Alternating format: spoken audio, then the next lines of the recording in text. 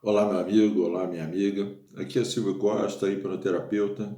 E hoje nós vamos atender um pedido da nossa amiga Dagmar, que pediu que a gente falasse um pouco sobre fobias, né?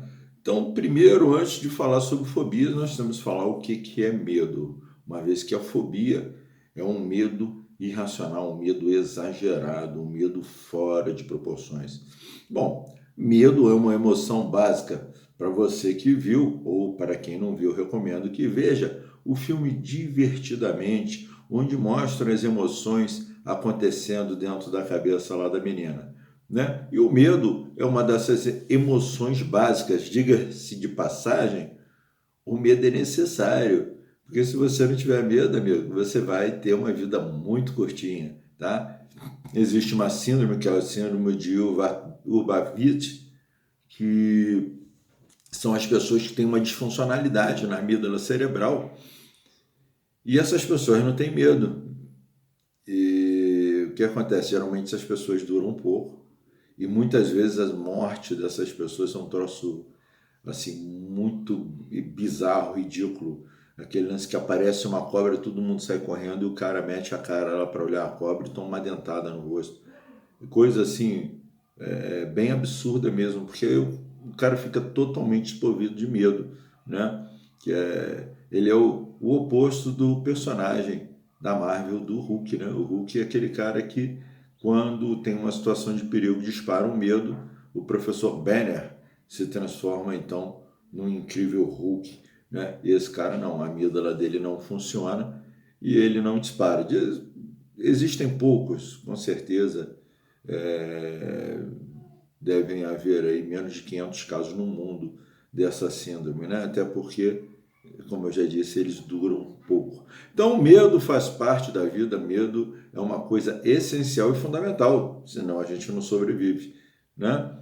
Só que, quando é que isso vira fobia? Isso vira fobia quando isso atinge proporções já fora da razoabilidade.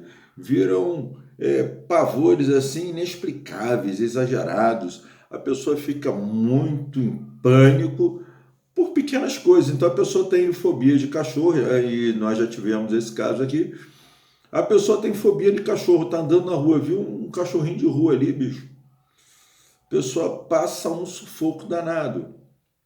Por quê? Porque a mente dela vai reportar ela uma situação onde o cachorro, na verdade, se torna um gatilho de um medo, de uma emoção que ela vivenciou.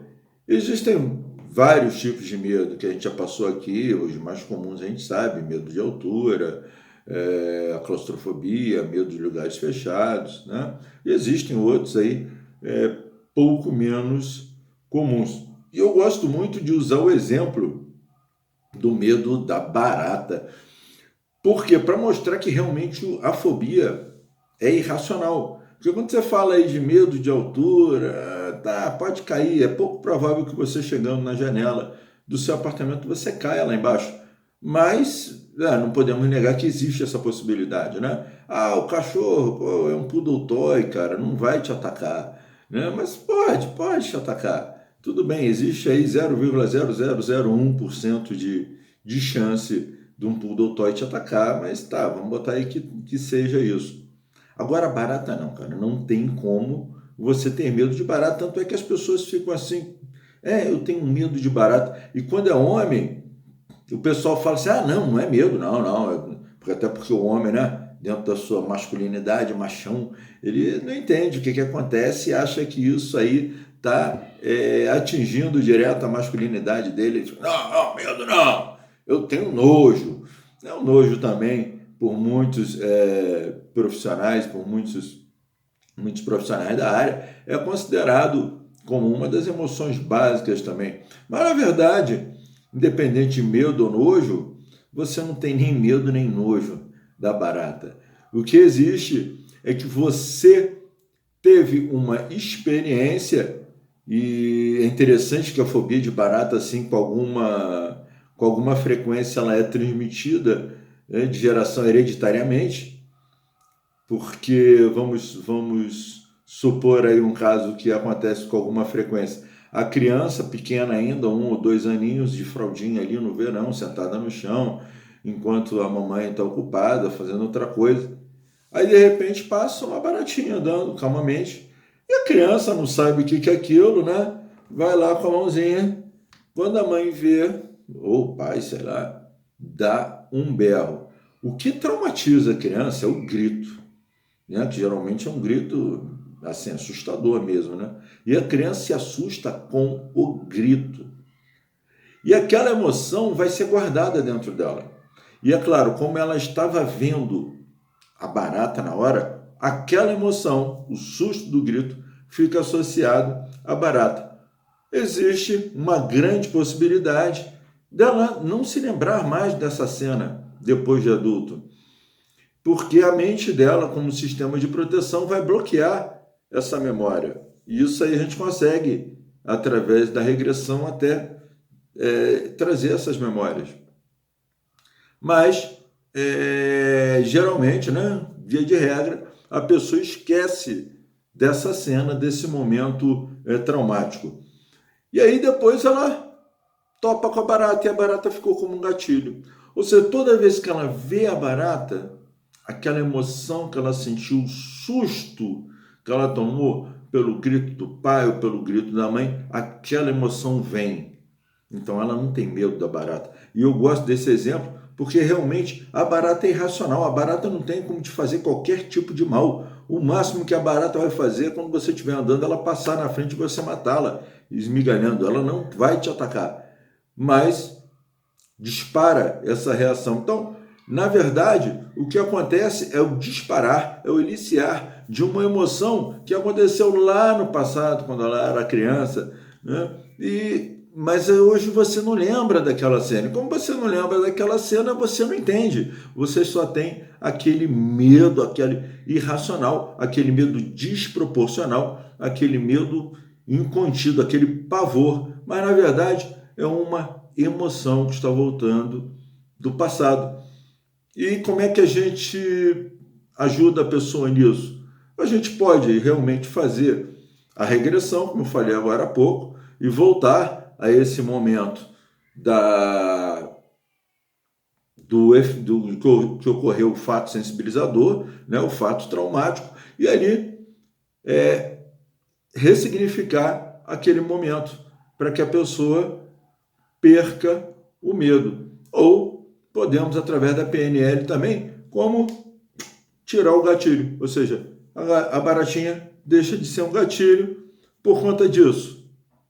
Quando você vê a barata, a emoção ainda existe em cima de você, mas você não tem o gatilho que dispara, tá? Essa emoção. É uma coisa que a gente faz através da PNL, até porque muitas vezes, né, fazer a pessoa passar pelo sofrimento de novo, até mesmo na PNL a gente tem que fazer um trabalhozinho para que a pessoa não se sinta muito mal, porque não tem como não trazer, né? A gente faz uma dessensibilização, né? Como na própria psicologia existe a dessensibilização sistemática progressiva, que vai ser feita em vários encontros.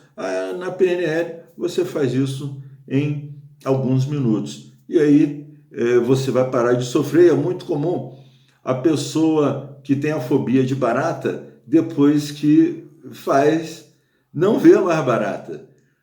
E ele fala assim, não, mas as baratas sumiram. E eu explico, não, elas continuam lá, elas sempre estiveram lá. O problema é que antes, como você tinha esse trauma e você tinha a barata como gatilho que disparava esse trauma, o teu foco, né, ele estava sempre ligado para qualquer coisa que entrasse no seu campo visual e tivesse um movimento que pudesse ser uma barata, você olhava para lá. Então você pode ver que quem tem esse tipo de fobia é a pessoa que, se ela está num ambiente que tem uma barata, ela é a primeira que vê, né? É a primeira, passou uma baratinha lá no cantinho, aquela pessoa que tem o medo da barata, a fobia da barata, é a primeira pessoa que vê. Os outros às vezes não veem. E aí depois que ela ressignifica isso, ela acaba com esse trauma, ela não vai mais ver as baratas, né? E é muito interessante, é muito legal Inclusive, eu me lembrei agora de uma cena onde eu recebi uma foto de uma pessoa que mandou uma foto que ela estava com o braço molhado, provavelmente estava num banho, né? E o braço estava todo lanhado, cara. E eu perguntei o que era aquilo. Eu falei assim, não, uma barata que veio aqui. Eu até perguntei, puxa, mas ela estava armada de faca? Porque você está toda arranhada.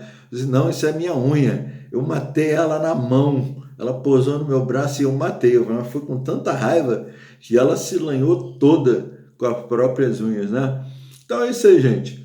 A fobia, ela tem solução, sim. E se você está sofrendo com alguma fobia, fala aí com a gente, entre em contato conosco, vem fazer terapia, porque você não precisa de terapia, não, mas você merece, porque depois que você faz terapia, a tua vida fica muito melhor. Você está vendo esse vídeo no YouTube? Dá aí, se inscreve no canal, compartilha, dá seu like e aquele papo todo que você já conhece e faz que nem a nossa amiga, manda sua sugestão, seu pedido, sua dúvida e seus comentários. Tá legal? Obrigado, até o próximo vídeo.